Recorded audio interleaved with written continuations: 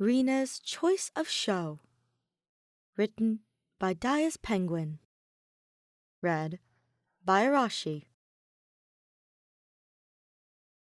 Past towering gates and a ticket stall were crowds of people holding maps and planning out their day. The air was alive and buzzing with energy, with kids running around, ready to have some fun. There were long lines and overpriced food at every corner. In the distance, you could spot a massive roller coaster towering over the area.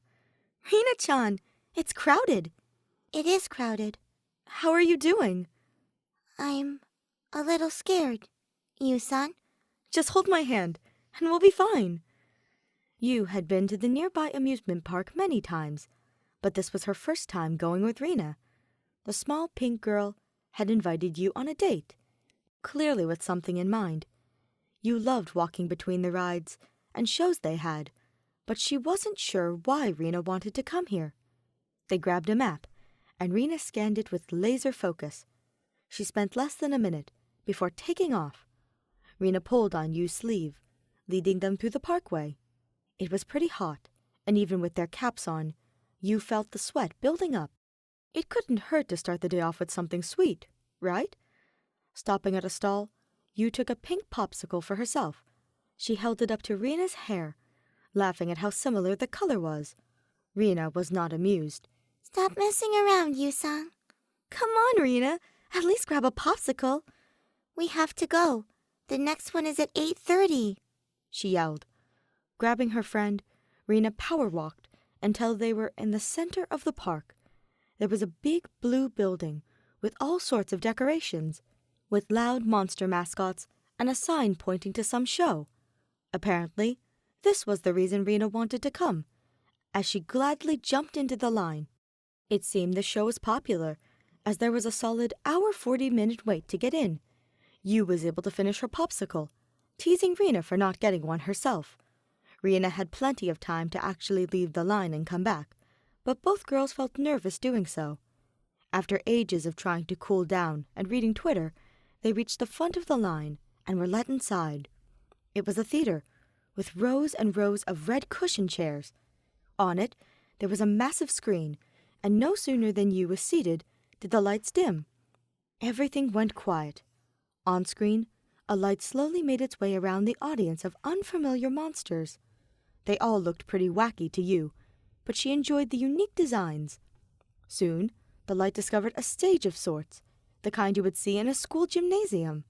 It circled round and round the edge of the stage, slowly making its way to the center with each iteration, until finally, it landed on a single black microphone. The mic looked like one Yu and the girls would use, set up for a human. A furry blue monster, whose body was almost entirely just its mouth, walked onto the stage, clearly some sort of announcer. He took a deep breath and accidentally pulled the microphone into its giant mouth.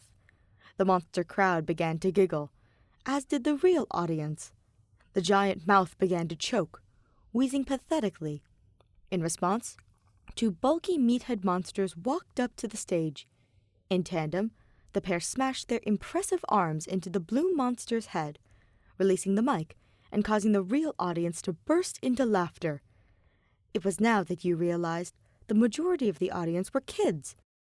The show was about a monster talent show. One monster had 12 arms come off as he tried to do the monkey bars. One particularly speedy monster ran so fast it electrocuted itself. Each monster made use of its various extra arms, legs, and other body parts to try and impress the audience, each ending in failure. It was directed at the kids, but you enjoyed it all the same. When they exited the theater, you had to ask the question at the forefront of her mind. Why did you want to watch that show so badly? Rina squeezed Yu's hand. It wasn't like Yu was judging her answer. After all, you enjoyed the show as well. This sort of mindless fun was something she could see anyone getting into, minus the most snobby. Did you have fun, You-san? She asked. I did, Rina-chan. I'm glad. I had fun too. You waited a little longer, her eyes drifting around the park. There was popcorn nearby, but you felt she couldn't drop this just yet. It's one of my favorite childhood memories, Rina admitted. This show comes and goes a lot, usually with a few changes. I used to go every year with my parents, but I haven't gone recently. Oh, wow! So this show is pretty popular then? It is. Lots of people recommend it all the time. That's so cool! Seeing something you enjoyed as a kid hold up is such a good feeling. It is. Rina's face had no emotion, but you got the sense she was really happy. I remembered the show and checked to see if it was still running. I thought I wanted other people to see this show because it's so good. You smiled. She was glad Rina trusted her with this precious memory. How long does it run? She asked. We should show the rest of the club. Rina laughed. Kasumi will complain, but I bet she would love it the most. I would enjoy it as well. It'll be a club trip, inspired by Rina-chan.